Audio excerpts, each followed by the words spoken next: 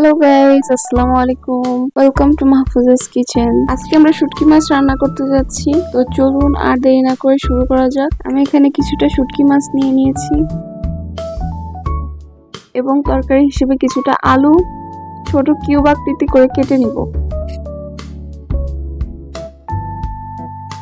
পরবর্তী ধাপে শুটকি মাছগুলোকে খুব ভালোভাবে গরম পানিতে ফুটিয়ে নিচ্ছি, যাতে এক্সট্রা কোনো গন্ধ বা ময়লা না থাকে, এবং পরবর্তীতে এটিকে ধুয়ে খুব ভালোভাবে পরিষ্কার করে নিতে হবে।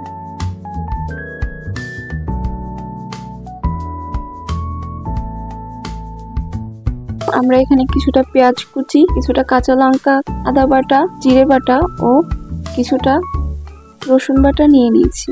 এখন কড়াইতে পর্যাপ্ত পরিমাণ তেল দিয়ে নিচ্ছি এবং এটিকে খুব ভালোভাবে গরম করে নিতে হবে। এই পর্যায়ে আলুগুলো দিয়ে খুব ভালোভাবে ভেজে নিচ্ছি।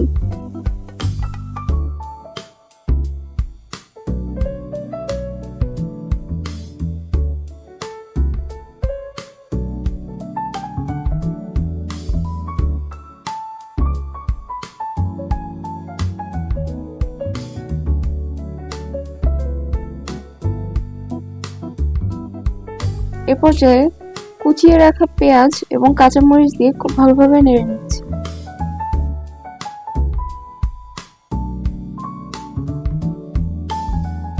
এবং পরবর্তীতে পরিষ্কার করে রাখা শুটকিগুলো দিয়ে দিচ্ছি।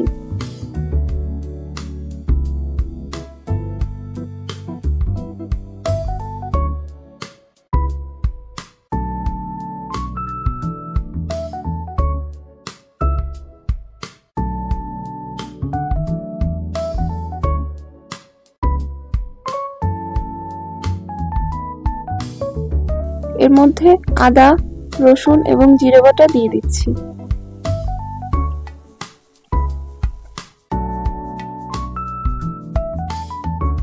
মশলাগুলোকে খুব ভালোভাবে মিশিয়ে নিতে হবে।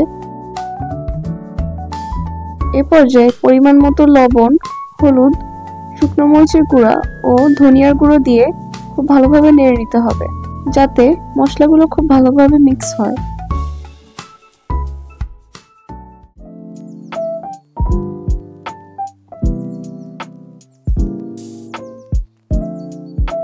খুব ভালোভাবে নেড়ে চেড়ে আমি তরকারিটা ঢাকা দিয়ে দিচ্ছি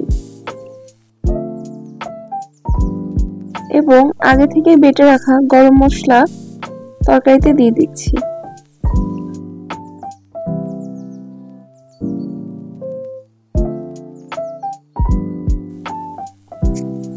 এই শুটকি রেসিপিটা অবশ্যই ট্রাই করবেন এবং জানাবেন খেতে কেমন হয়েছে।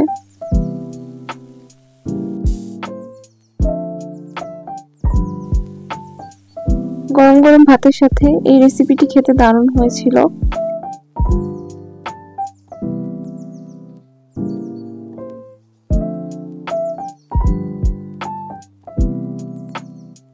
শুটকি মাছের সাথে ছিল পাবদা মাছের রেসিপি। আপকামিং ভিডিওতে আপনাদেরকে অবশ্যই দেখানো হবে। ধন্যবাদ সবাইকে। আসসালামু আলাইকুম।